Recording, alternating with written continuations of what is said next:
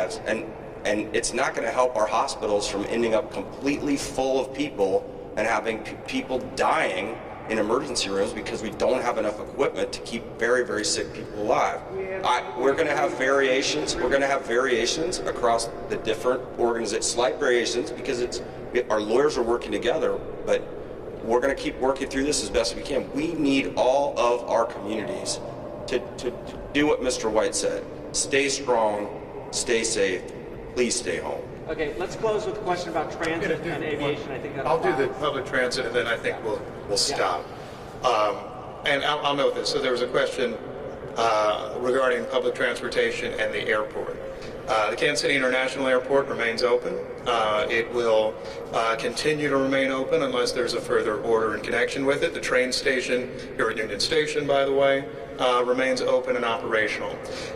What are special approaches that we're using in those areas? A few. One, we have increased the schedule of cleaning at the airport, replacing soap more often. Our KCATA buses throughout the region, streetcar, etc., have heightened cleaning. KCATA and the Kansas City streetcar on a reduced schedule. In consultation with the Kansas City Health Department, we have also enforced more social distancing, i.e. blocking out seats on KCATA buses.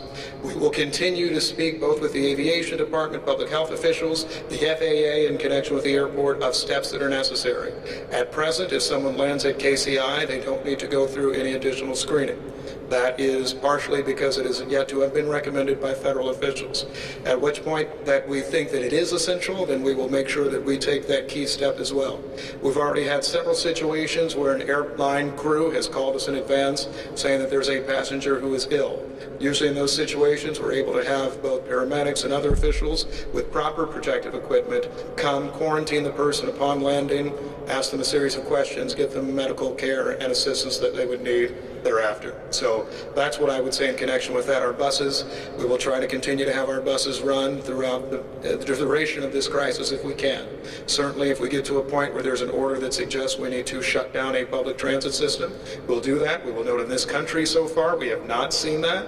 We hope to not get to that point, and we recognize that those folks need access to food, medicine, all the type of care that everyone else needs. So with that, we want to say thank you all for being here. I'm sure lots of us will be available for questions, and we will look forward to trying to speak in unison in as many opportunities as possible. Thank you.